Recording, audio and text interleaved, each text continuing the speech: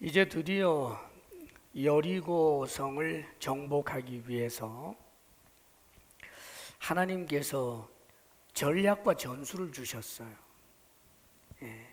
하나님이 주신 전략과 전술. 그리고 그 전략과 전술대로 하게 될 때 이제 승리를 안겨주시는 거지요.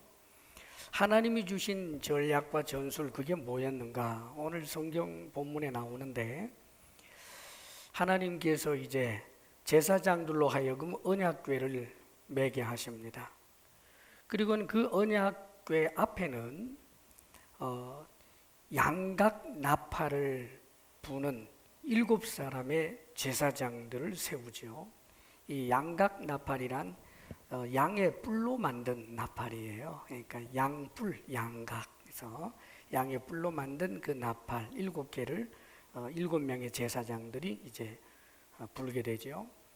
그리고 이제 또 그 앞에는 무장한 군사들이 이제 앞에서 호위하면서 서 있습니다. 그리고 이 언약궤를 따라오는 이제 후군, 또 역시 군사들이 그 뒤를 따르죠. 이렇게 행렬을 갖춘 다음에 어떻게 하라고 말씀하셨느냐 하면, 하루에 한 바퀴씩 그 여리고성을 돌라는 거예요. 도는데 나팔 소리가 들리게 하라. 그래서 이 양각 나팔 소리가 계속해서 울리면서 하루에 한 바퀴 도는 겁니다. 그리고 진영으로 돌아와서 다시 자고요.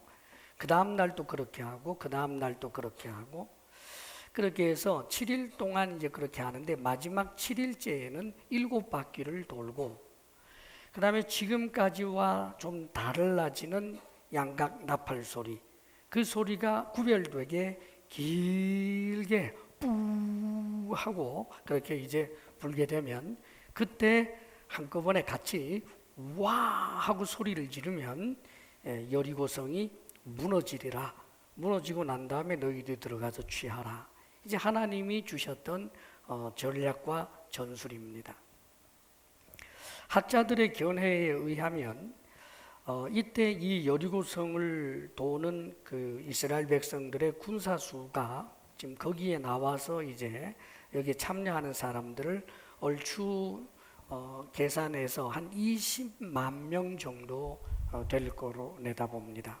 그러니까 꼬리가 꼬리를 물 정도가 되는 거죠. 꽤 큰 이제 거리를 두면 그렇게 해서 에워싸는 형식인데 이렇게 도는 거예요. 쭉 따라서 돌아서 이렇게 한 바퀴 돌면 이제 진영으로 돌아오는 겁니다. 이스라엘 백성들에게는 이미 이제 진영이 2개 정도 있었어요. 하나는 요단강 동편에 루벤과 므낫세 반지파, 갓지파, 그들이 이미 이제 땅을 잡았죠. 그렇게 해서 거기에는 부녀자들이 있었습니다. 그러면 그 부녀자들을 지켜줘야 할 또 군대가 필요하잖아요. 그러면 그들을 보호해야 할 그런 군사들이 거기 있었고, 또 이제 뒤에서부터 쳐들어오는 게 없도록 방어하는 역할도 하는 거죠. 그리고 또 하나의 진영은 뭐였느냐 하면 길갈이 진영이에요. 한 바퀴 돌고 어디로 돌아가느냐 하면 길갈에 돌아와서 거기서 또 하룻밤 자고 또 그 다음 날 나가게 되죠. 그럼 이 길갈 진영에도 거기 역시 전쟁터에 나가지 않은 노약자들, 어린이들, 또 뭐 이제 여인들, 그리고 이들을 지키는 또 일부분의 군인들, 이제 거기에도 있었다고 보는 것입니다. 그래서 정작 이제 그 여리고성을 함락시키기 위해서 무장하고 나아가는 이스라엘 백성들, 그 군사들의 숫자를 한 20만 명 정도로 그렇게 추산하는 거예요. 자, 여러분들이 이제 상상하면서 보세요. 그래서 매일매일 그렇게 나팔을 불면서 돌다가 그냥 마지막 날은 결국 함성 소리와 함께 이제 여리고성을 무너뜨리겠다. 하나님이 주신 전략입니다.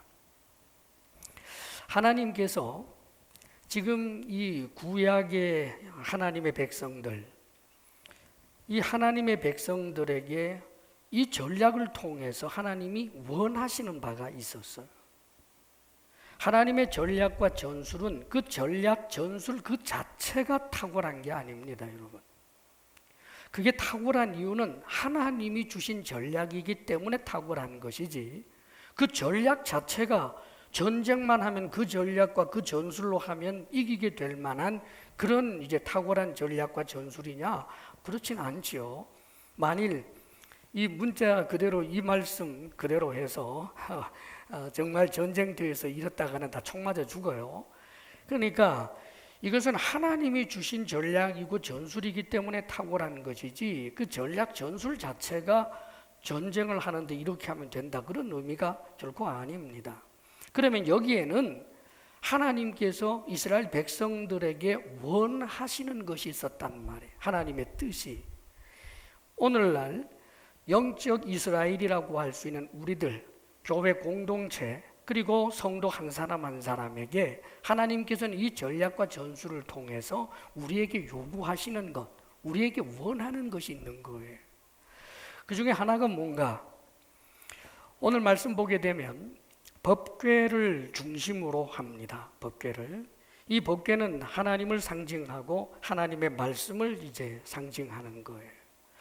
이 하나님의 백성들은, 우리 교회 공동체는 항상 무엇이 중심이어야 하느냐? 하나님의 말씀이 중심이어야 하고, 그 말씀에 순종하면 승리가 주어진다라고 하는 뜻입니다. 하나님의 전략은 하나님의 그 전략대로 순종하면, 하나님의 전략이 하나님이 주신 말씀이기 때문에 그 말씀에 순종하게 되면 승리를 이루는 거지요. 한 바퀴 돌라고 하면 한 바퀴 도는 것이고, 7바퀴 돌라고 하면 7바퀴 도는 거예요. 하나님이 하라고 하는 대로 하게 될 때 승리를 얻게 된다라고 하는 것을 하나님께서는 오고 오는 모든 세대에게 가르쳐주고 있는 것입니다. 사랑하는 여러분, 우리 교회 공동체, 하나님의 사람들, 성도들은 하나님의 말씀에 순종하는 사람이 되고 공동체가 되어야 하는 것입니다. 하나님의 말씀에 순종하게 될 때 거기에 승리가 있는 거지요. 우리가 사는 이 세상이 얼마나 힘든지 저도 잘 압니다. 아마 다들 느낄 거예요. 살아낸다라고 하는 그 자체가 참 힘들어요. 어떤 변수가 있을런지, 어떤 어려움이 있을런지 정말 잘 알지 못해요. 어떤 태풍이 몰아치고 어떤 비바람이 올지 우리는 모릅니다. 조금 전에 기도에도 그랬습니다마는 정말 경험해보지 못했던, 정말 이런 초유의 코로나 사태로 얼마나 당황해요. 참 산다는 것이 어렵습니다. 그런데 사랑하는 여러분, 살면서 우리가 그 삶을 승리로 이끌 수 있는 그 비결이 뭔가? 아주 간단해요. 그것은 하나님의 말씀 앞에 순종하는 거예요. 복잡하지 않아요. 사실은 여러 가지 공식들이 다 따로 있는 것이 아닙니다. 성경에 보면 보통 이제 사람들이 일상을 살다가 너무 힘들고 어려울 때 그 문제를 가지고 하나님 앞에 나아가게 되면 하나님께서 그 문제에 대해서 하나님은 말씀 보통 하십니다. 그러면 그 말씀에 따라서 순종하게 되면 그 문제가 해결되는 그런 방식들이 성경에는 얼마나 많은지 몰라요. 성경에 엘리사 시대에 이런 이야기가 있죠.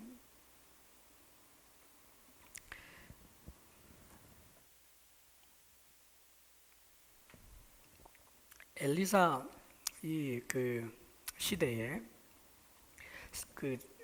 말하자면 생도예요, 생도. 그러니까 그 선지 학교에서 이제 훈련 받고 있는 사람인데 결혼을 했었나 봐요. 근데 젊은데 그만 갑자기 죽었단 말이에요.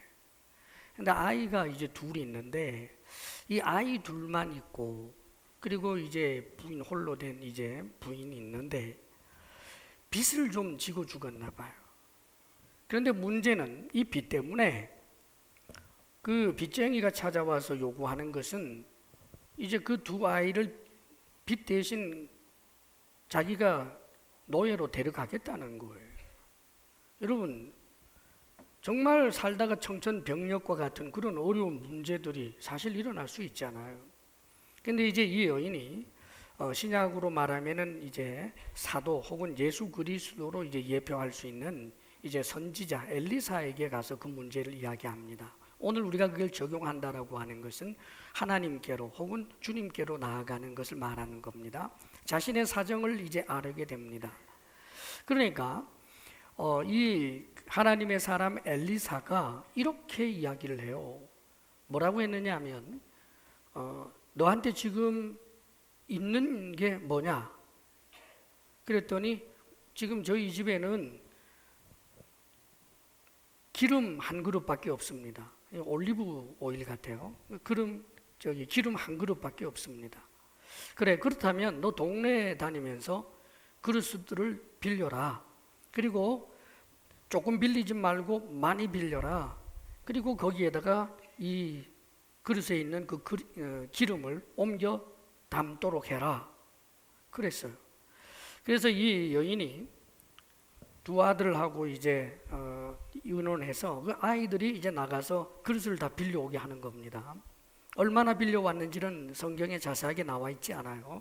근데 그 그릇을 빌려왔는데 방에 들어가서 이제 문을 닫고 그 빌려온 그릇에다가 계속해서 쏟아 부어요. 그러다가 더 이상 이제 떨어졌단 말이에요. 그릇 가져오너라 그랬더니 그릇 끝났어요. 그래서 이 여인이 다시 이제 엘리사에게 얘기합니다. 이제 이렇게 되었습니다. 그랬더니 그거 팔아서 빚도 갚고 너 생활을 해라. 이렇게 됐어요. 여기에 대해서는 다른 이야기가 별로 없어요. 무엇을 말씀해 주려고 하는 걸까? 말씀에 대한, 하나님의 말씀에 대한 믿음과 순종의 깊이에 대해서 이야기하는 거예요. 자, 이를테면 하나님의 말씀 앞에 그 여인이 그릇을 많이 빌려라라고 했지만 그것을 대수롭지 않게 듣고 적게 빌렸다면 아마 후회만 남을 거예요. 그런데 만일 무지무지하게 큰 정말 함지 같은 그런 큰 그릇들을 막 빌려왔다면은 아마 충분히 그의 필요를 공급받고도 남음이 있었을 거예요. 자, 무엇을 이야기하고 있는 것입니까? 순종의 깊이예요.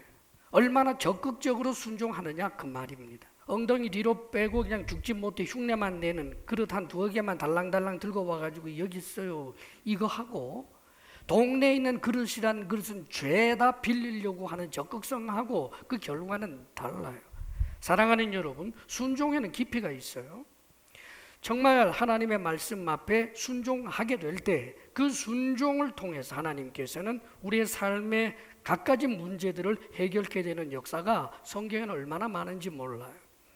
또 하나님의 말씀 앞에 순종함으로 인하여 문제가 해결되는 것만 있는 것이 아니라 때때로는 하나님께서 말씀을 주시면서 그 말씀의 순종함을 통하여 그의 믿음을 달아보고 또 그 믿음과 순종의 크기를 달아보는 그런 경우도 있습니다. 문제 해결이 아니라 말씀에 순종하게 되면 오히려 손해를 보게 되는 그런 상황으로 하나님께서 몰아가실 때도 있다 그 말입니다, 여러분. 말씀인 줄은 알아요. 그런데 이 말씀에 순종하면 당장에 손해봐요. 그러면 문제 해결이 아니라 손해를 볼 때는 말씀에 순종하지 않아도 되는가? 그게 아닙니다, 여러분. 하나님께서 주신 말씀이라면 그 말씀에 순종해서 그 결과가 내가 원하는 방식의 문제 해결이 아니라 오히려 문제가 더 커지고 오히려 손해를 본다고 할지라도 말씀에는 순종해야 되는 거예요. 그래서 예수님께서도 이렇게 말씀하시잖아요. 말씀에 순종하기 위해서는 그 대가 지불이 눈알을 뽑는 것이라 눈을 뽑으라라고 말씀하십니다. 말씀에 순종하는 그 대가 지불이 손을 잘라라라고 하는 것이라면 그 손을 자르라고 말씀하십니다. 심지어는 예수님께서 말씀에 순종함으로 말미암아 우리의 목숨을 잃어버린다고 할지라도 그래도 말씀에 순종하라는 거예요. 사랑하는 여러분, 그렇다면 말씀에 순종함으로 손해를 보고 말씀에 순종함으로 오히려 내가 얻을 유익이 정말 날아가 버리는 그런 상황이 있다고 한다면 말씀에 순종하는 것은 어떤 경우에는 문제 해결이 되지만 어떤 경우에는 문제 해결이 아니라 손해만 보는 것일까요? 그럴 리가 없습니다, 여러분. 궁극적인 승리, 궁극적인 문제 해결, 사랑하는 여러분, 그렇습니다. 우리가 목숨을 잃는다고 할지라도 영생으로 되갚게 되는 것이고, 우리가 하나님의 말씀에 순종하느라고 내 밭대기를 손해를 보았다면 하나님이 100배로 갚아주시겠다고 하시는 약속의 말씀을 우리가 믿는 것입니다. 그러므로 사랑하는 여러분, 어떤 어려움이 있고 손해가 있다 할지라도 하나님의 말씀 앞에 주저함이 없는 이들이 되시기를 축복합니다. 사실 우리가 지금 살고 있는 이 세상,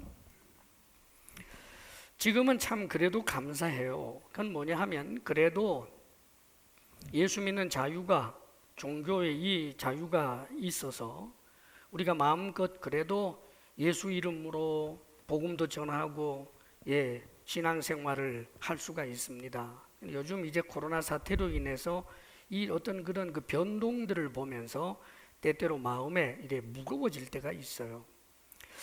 하나님의 은혜 속에서 우리가 이런 신앙의 자유를 마음껏 만끽할 수 있는 것이지, 이 인간 세상의 법이라고 하는 것은 어느 한순간 바뀔 수 있어요. 예수를 믿는다라고 하는 것을 나라의 법으로, 지금 이 지구상에 그런 나라들 많잖아요. 예수 못 믿게 하는 나라, 그 법인 나라들이 많단 말이에요. 그런데 어느 날 갑자기 예수를 믿는 것은 가령 이 나라의 화합에 이 유익이 되지를 못하고 아주 혐오스럽다라고 하는 것으로 이 세상이 공감대를 가지고 정말 좋지 못한 우리에게 악법을 만들어서 예수를 믿지 마라, 기독교라고 하는 종교는 인정하지 않는다, 예수 이름으로 가르치지도 말고 예수 이름을 전하지도 말아라 라고 하는 그런 법이 생기고, 그 법을 어기게 될 때는 온갖 불이익, 심지어는 감옥에까지 들어가는 그런 세상이 된다면, 사랑하는 여러분, 그럴 때는 어떻게 할 거예요? 또 다른 선택의 길 없습니다. 여러분, 우리는 그래도 하나님의 말씀에 순종해야 하는 것입니다. 왜냐하면 그 길이 승리의 길이고, 그 길이 영광의 길이고, 그 길이야말로 우리에게 영생을 주는 길이기 때문에, 사랑하는 여러분, 하나님의 말씀 앞에 경우의 수를 따라서 늘 이리저리 재는 그런 사람들이 되지 않기를 바랍니다. 특별히 순종에 관해서 여러분들에게 당부합니다. 이 세상에는 악한 영이 역사를 하고 있고, 악한 영은 우리보다 천배나 만배나 지혜로운 존재입니다. 우리를 속이는데 얼마나 능한지 몰라요. 만일 여러분들이 하나님의 말씀 앞에 주저하면서 내가 이 말씀에 순종하지 못할 이유를 찾기 시작하는 순간, 마귀는 순종 못할 이유를 1000가지 만가지를 찾아내도록 역사하는 법이에요. 그러므로 하나님의 말씀 앞에는 말씀에 순종할 것에 대한 결단만 있어야 되는 것이지, 불순종의 이유를 찾으려고 하면 1000가지 만가지가 튀어나오기 때문에 결국은 순종의 길을 갈 수 없게 되는 법입니다. 그러므로 마귀는 어떤 일을 가장 두려워할까? 말씀 앞에 아예 순종을 결단해버린 존재들 말입니다. 어떻게 마치 채 까불듯이 그렇게 해보려고 해도 해볼 수 없는 사람들, 죽으라면 죽을 사람이고 손해보라면 손해볼 그럴 사람 앞에는 마귀가 한 길로 왔다가 7길로 도망가는 거예요. 사랑하는 여러분, 참으로 마귀도 알아줄 만한 그런 큰 믿음의 사람들, 순종의 사람들이 다 되시기를 주의 이름으로 축복합니다. 아멘. 자, 그 다음에 또 한 가지 하나님께서 원하시는 것은 뭐냐 하면, 지금 이 이스라엘 백성들로 하여금 법궤를 들고, 그리고는 그 앞에 7명의 제사장이 7 양각나팔, 이 양의 그 뿔로 만들 나팔을 부르라고 하셨어요. 매일매일 그 성을 돌면서 뭘 하느냐? 나팔을 부르라고 그래요. 양각나팔을. 한번 상상해 보십시오. 양각나팔 소리가 지금 계속해서 울려 퍼지는 거예요. 이 계속해서 그 성을 돌면서 들려온 그 양각나팔 소리. 이스라엘 백성들은 그 소리를 들으면서 어떤 생각이 들었을까? 이 양각 나팔은 성경에 보면 어떤 용례로 좀 쓰여 있느냐 하면 일반적으로는 제사장들이 은나팔을 많이 불었어요. 뭐 제사 때라든 이럴 때 은나팔을 불지만 희년 때 이 양의 뿔로 된 나팔을 불어요. 그리고 안식일을 선포할 때도 이 양각 나팔을 불어요. 그리고 이 전쟁 상황에서 병사들을 소집할 때 이 양각 나팔을 붑니다. 이 양각 나팔을 부는 그 소리를 이렇게 듣는 이스라엘 공동체는 어떤 생각이 들었겠어요? 이 소리는 신년의 소리, 승리뿐만 아니라 이것은 해방 그리고 희락 이런 소리란 말이에요. 이스라엘 백성들에게. 그러나 반대로 저 사마리아 사람들에게는 이 나팔 소리는 어떤 소리가 되겠어요? 그 나팔 소리는 아주 듣기 싫은 소리. 그 소리는 정말 소름 끼치는 소리, 두렵고 무서운 소리. 사랑하는 여러분, 그런 소리가 들렸을 거예요. 자, 하나님께서는 이스라엘 백성들에게 이런 양각 나팔 소리가 들리게 하라는 거예요. 이스라엘 백성들에게도 들리고 저 여리고 사람들에게도 들리도록 이 소리가 나야 된다는 거예요. 양각 나팔에 대한 우리에게 주어지는 의미, 이 신약의 성도들에게 특별히 주어지는 깊은 의미가 있어요. 양각은, 양의 뿔은 양의 희생을 통해서만 나올 수 있는 것입니다. 그렇다면 이 양각 나팔이란 이것은 복음의 소리를 말해요. 복음의 양각 나팔이란 말이에요. 복음의 소리라는 말이죠. 그렇다면 그 소리는 예수 그리스도의 희생으로 말미암아 하나님을 높이는 소리요, 우리에게 소망을 주는 소리요, 우리에게 영원한 승리와 영광에 대하여 확신케 하는 소리, 이 복음이에요. 자유를 가져다 주고 해방을 가져다 줍니다. 그래서 양의 희생을 담보로 하는 그 양각 나팔을 불듯이 우리가 예수 그리스도 십자가 구속의 은혜로 말미암은 그 소리들을 내야 된다는 말이지요. 사랑하는 여러분, 이 소리는 지금 7명의 제사장이라고 그랬어요. 이 7이라고 하는 수는 완전수예요.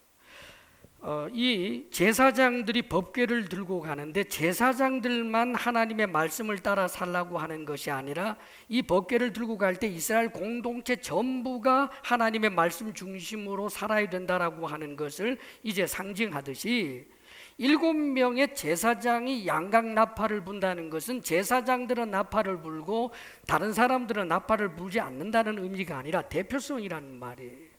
우리에게도 소리가 있어야 돼요. 복음의 소리 말입니다.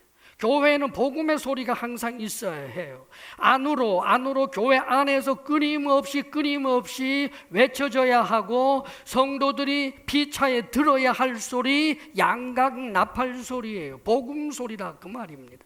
오늘 제가 여러분들에게 말씀을 전하고 있습니다. 이 말씀도 복음이어야 하는 거예요. 예수님을 전하는 것이고 하나님의 살아계심과 그분의 사랑과 예수 그리스도의 십자가 구속의 은혜가 끊임없이 선포되어져야 하는 것입니다.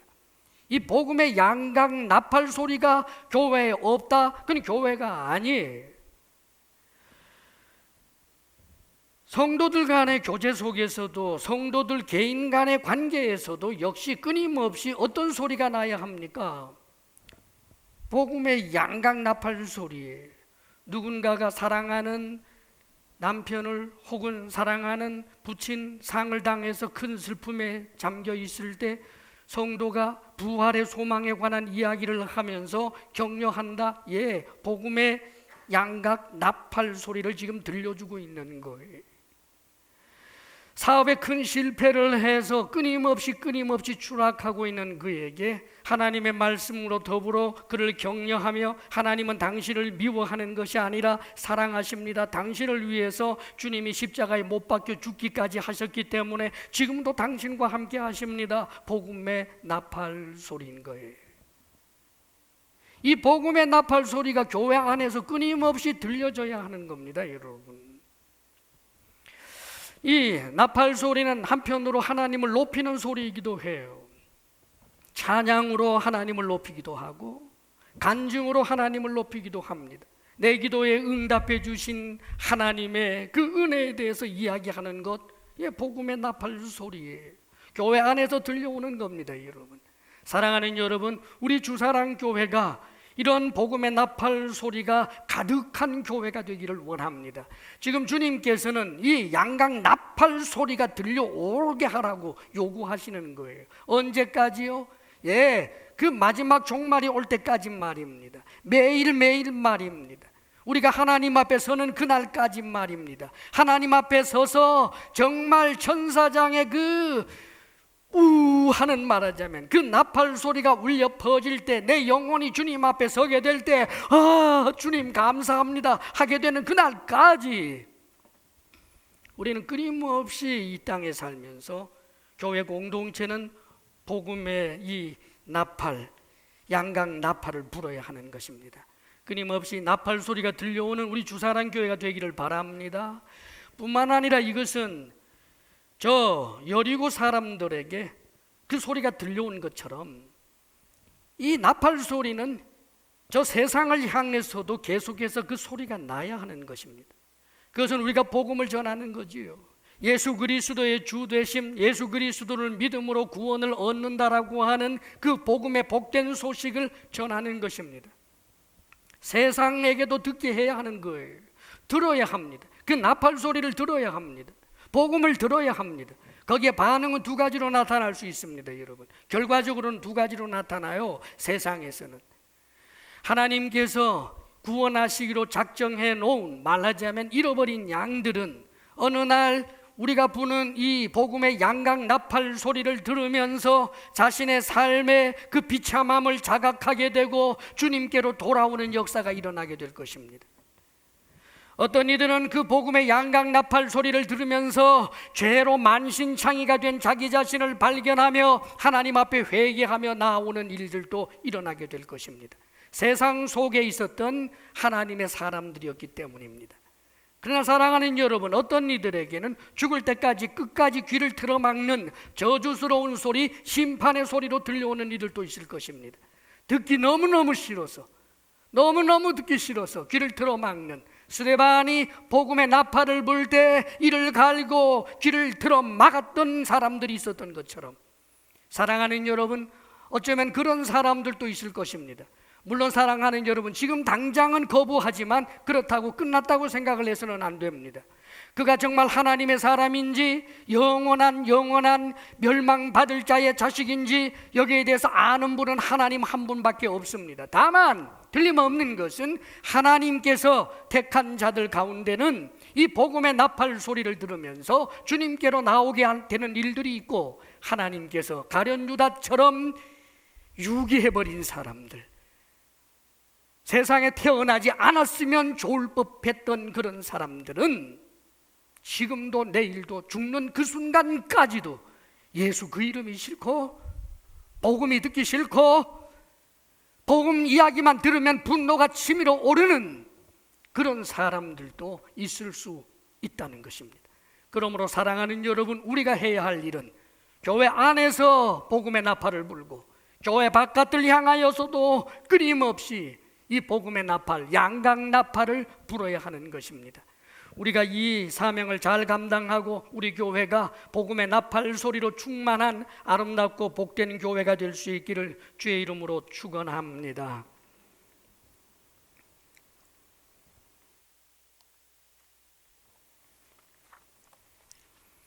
그 다음에 또 한 가지, 하나님께서 이 전략을 통해서 원하시는 것이 있어요. 그게 뭐냐 하면 침묵의 영성을 가질 것을 원하시는 거예요. 오늘 말씀 보게 되면 그 10절에 이렇게 기록되어 있죠. 10절 말씀 우리 같이 한번 읽어볼까요? 10절, 다 같이 시작. 여호수아가 백성에게 명령하여 이르되 너희는 외치지 말며 너희 음성을 들리게 하지 말며 너희 입에서 아무 말도 내지 말라. 그리하다가 내가 너희에게 명령하여 외치라 하는 날에 외칠지니라 하고. 자, 이 계속해서 여리고성을 도는 과정에서 들리는 소리는 뭐만 있습니까? 양각 나팔 소리만 들려오게 하라는 거예요. 양각 나팔 소리만 계속해서 들리고, 그리고 이 회중들로 하여금 침묵하라고 요구합니다. 침묵의 영성이에요. 여기 침묵의 영성이 뭘까? 이 침묵은 교회 오면 그저 입을 자꾸로 딱 닫고 아직 아무것도 그저 말하지 말고 벙어리로 살아라, 그 뜻이 아니에요, 여러분. 교회가 조폭입니까? 그러고 이게 그건 아니에요. 비겁한 침묵을 말하는 게 아닙니다. 그럼 여기서 말하는 이 침묵이라고 하는 것은 지금 무엇을 요구하느냐 하면 복음의 나팔에 방해되는 소리를 하지 말라는 뜻이에요. 지금 이 복음의 나팔이 있잖아요. 양각 나팔 소리가 들려와야 하는데 그 양각 나팔 소리 말고 딴 소리가 양각 나팔 소리를 다 집어삼키게 하지 말라는 뜻이에요.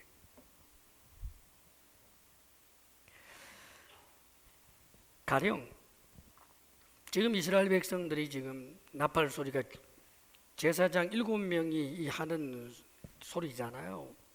어떻게 보면 귀를 좀 기울여야 하는 소리입니다. 조용할 때 들려온단 말이에요. 그런데 이런 사람도 있다고 하자고요. 지금 뭐 하는 겁니까 이거? 아니 우리 전쟁 중 아니에요? 여리고와 전쟁을 하려면 공성전을 해야 되는데 거기에 합당한 무슨 도구 같은 걸 만들고 이래야 되는데 이 무슨 지금 정신 나간 짓입니까? 이거 한번 이해 좀 시켜봐요. 납득 좀 시켜봐요. 이게 뭐 하는 짓이에요? 하면서 그런 말들이 계속해서 번져나가면서 들고 일어나는 그런 상황이다. 상상해 보십시오, 여러분. 광야길 40년 동안 걸은 것만 해도 죽을 지경인데 뭐 가나안 땅에 들어오자마자 또 이렇게 걷고 있느냐고. 우리가 걸으려고 왔어요. 예. 나팔 소리를 방해하려고 할 만한 소리들이 얼마든지 나올 수 있는데 그렇게 하지 말라고 지금 명령하는 거예요. 사랑하는 여러분, 교회에서 들려오는 소리, 복음의 나팔 소리여야 해요. 교회의 충만한 소리, 성도의 입에서 나오는 소리, 양각 나팔 소리여야 합니다. 그런데 이 양각 나팔 소리를 방해하는 그런 소음들을 내지 않도록 해야 된다는 거예요. 그게 침묵의 영성을 말하는 것입니다, 여러분. 복음이 복음되게 하는 것, 구원의 역사를 이루도록 하는 것. 그래서 나의 모든 말들이 언제나 양각 나팔 소리이지 양각 나팔 소리를 방해하는 소리가 나지 않도록 내 입에 파수꾼을 세우는 것, 그게 바로 침묵의 영성인 거예요. 성경에 보면 구약에 역시 이제 엘리사 시대 때 얘기를 좀 해보면 그 엘리사 때에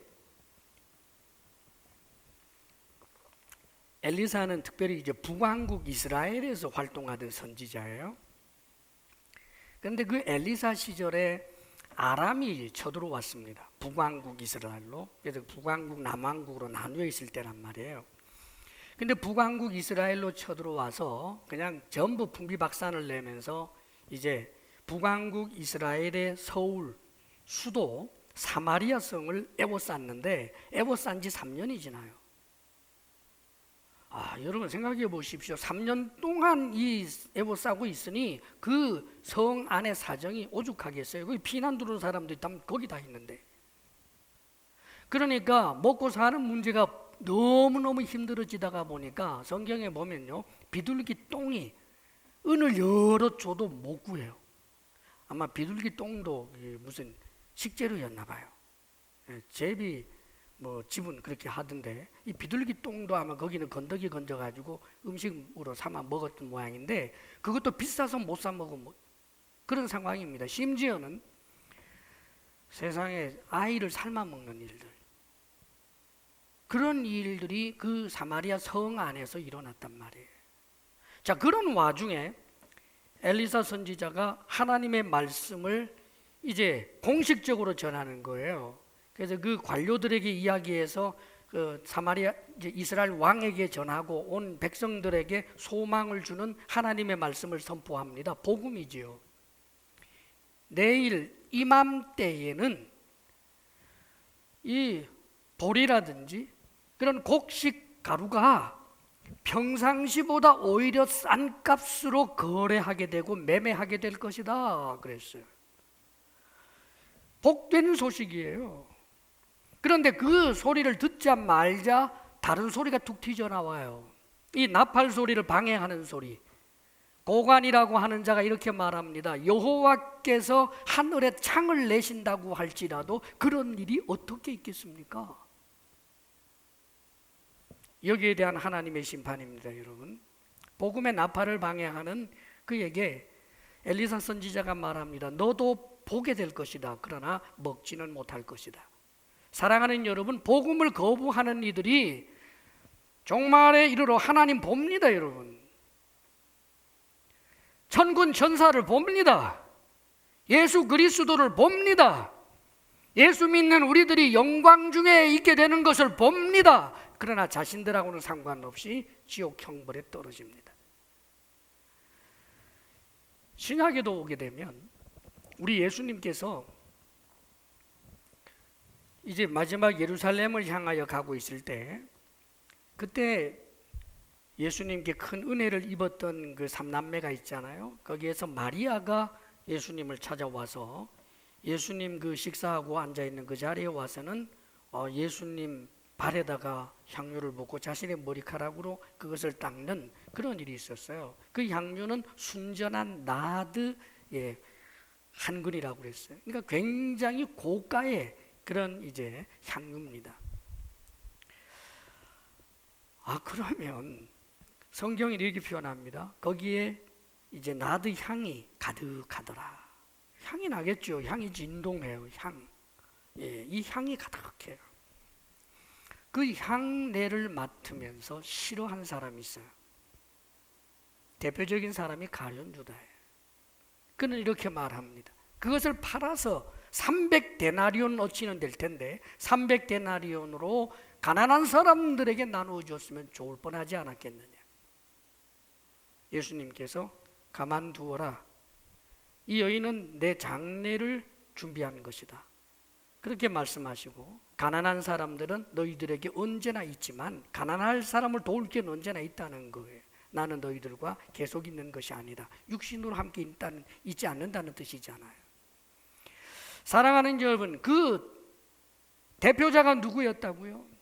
가룟 유다.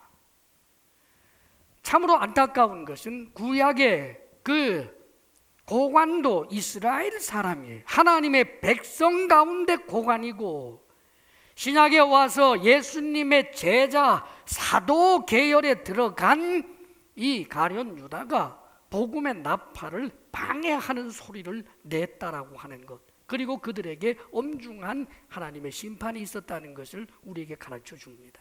사랑하는 여러분, 우리는 참으로 연약하기 때문에 의도해서 복음의 나팔 소리를 방해하는 사람들이야 정말 성도 가운데 어떻게 있겠어요? 예수 못 믿게 작심한 사람들은 가라지들 이외에는 없지요. 교회에서 다 예수 믿는 사람들이라면 다른 사람들도 예수 잘 믿기를 원하고 내 아들, 딸도 다 예수 잘 믿기를 원하지요. 그러나 여러분 기억하십시오. 우리 속이 악하기 때문에 이 속에서 터져 나오는 소리들을 그대로 방치하면, 여기에 파수꾼을 두지 아니하면 쓴뿌리가 튀어나와서 예수 잘 믿기를 원하는 내 아들, 딸이 예수님 잘 못 믿도록, 복음 소리가 들리지 못하도록 막는 역할을 그 부모가 할 수 있어요. 신앙생활 함께 하면서, 함께 교제하고 함께 밥도 먹고 하면서 날 예수 믿는 길에서 가장 예수 믿기 어렵게 만든 사람이 함께 밥 먹었던 집사고 권사고 목사라면 여러분 얼마나 딱한 노릇이겠어요. 우리는 기억해야 합니다. 하나님을 높이는 그런 소리가 가득하고 그런 교회 공동체가 되고 서로를 세우고 예수 잘 믿도록 하는 그런 말들이 가득한 교회가 되게 하며, 복음의 나팔로 그 복음의 소리를 듣고 힘을 얻는 것을 방해하여 힘 잃게 만들고 예수 잘 믿게 하려고 결단하는 것을 오히려 예수님을 대강 믿도록 만들어버리는 복음의 나팔 소리를 방해하는 그 소리를 결단코 내가 내는 사람이 되지 않기를 소원할 수 있기를 주의 이름으로 축원합니다. 여러분, 함께 더불어 신앙생활을 잘할 수 있는 우리 모두가 될 수 있기를 바랍니다. 그리고 이 침묵의 영성이란 단순히 복음 소리만 지금 들려오고 그리고는 아무것도 하지 않는 것을 말하는 게 아니에요. 여기 리더십을 따라서 이들이 계속해서 했어야 할 일들이 있습니다. 그 역할들이 있었다는 말이에요. 그래서 누구는 이 무장을 하고 나아가고, 또 누구는 법궤를 들고, 누구는 나팔을 불고, 누구는 전군이고, 누구는 후군이고, 뭐 등등의 그런 자리 역할들이 있었다는 말이죠. 그리고 그 리더십을 따라서 나중에 큰 소리를 내라고 할 때는 소리가 내어지는 그런 역할 분담들이 쭉 있었어요. 성경에는 더 자세하게 묘사되어 있지 않습니다만 이 20만 명 말고도 진영에도 사람들이 있잖아요. 그들이 뭐 했을까요? 그들도 역할 담당했지요. 노약자를 보호하는 그런 군사들도 있었을 것이고, 그러면은 그 부녀자들은 또 뭐 했겠어요? 부녀자들은 그냥 놀고만 있었겠습니까? 우리 남편이, 내 아들이 전쟁터에 나갔는데 그냥 있을 리 없죠. 하나님 앞에 얼마나 간절히 기도했겠습니까, 여러분? 역할을 하고 있는 거지요. 그뿐만 아니라 이제 하루가 지나면 저녁 때 돌아오게 될 터인데 그들이 맛있게 먹을 수 있도록 맛난 음식을 준비하면서 최선을 다하지 않았겠습니까? 그게 교회예요. 교회는 뭔가 서로가 서로를 위하여 땀을 흘리는 공동체, 복음의 소리는 가득하고 복음의 소리를 서로에게 들려주고, 그러면서 거룩한 땀, 사랑의 수고를 아끼지 아니하는 공동체, 그게 교회란 말입니다.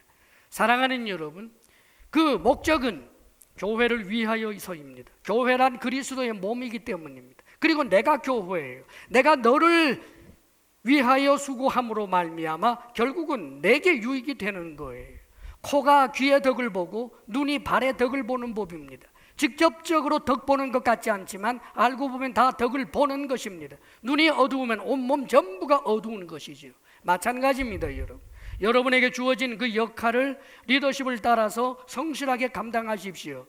여기 여호수아가 한 그 명령이 그 수많은 사람들에게 한마디 했다고 전달이 되었겠어요? 그것을 계속해서 전달해주는 리더십들이 많이 있었고, 그 리더십을 따라서 움직인 이 아름다운 공동체, 수고하고 땀 흘리는 그 공동체, 침묵의 영성이 있는 이 아름다운 공동체, 결국은 승리하는 공동체가 된 것입니다. 사랑하는 여러분, 우리 주사랑교회도 이런 교회 될 수 있기를 바랍니다. 우리 주사랑교회 모든 성도들 다 그런 사람 되시기를 바랍니다. 아멘 좀 하소. 아멘. 예. 여러분 마스크 하고 있어가지고요, 이거 지금 말씀 듣나 안 듣나 힘들어요. 할렐루야. 기도하겠습니다. 거룩하신 아버지 하나님, 하나님께서 하나님의 섭리를 따라 주사랑교회 허락하시고 우리가 주사랑교회라고 하는 이 울타리 안에서 한 가지로 신앙생활하게 하여 주신 것 감사합니다. 우리 교회가 복음의 나팔을 힘있게 불어서 나팔 소리를 피차에 들을 수 있게 하여 주시고 세상을 향하여서도 복음의 나팔을 불게 하여 주옵소서. 사랑이신 아버지 하나님, 어떤 경우에도 말씀 중심으로 말씀에 순종하는 공동체가 되게 하여 주시옵소서. 복음의 나팔 이외에 아버지여, 참으로 인간의 더러움에서부터 나오는 악한 소리들이 복음의 나팔 소리를 방해하는 일이 없게 하여 주시고, 우리가 그렇게 악하게 쓰임 받지 아니하도록 하나님 우리에게 은혜를 베풀어 주옵소서. 예수님 이름으로 기도하옵나이다. 아멘.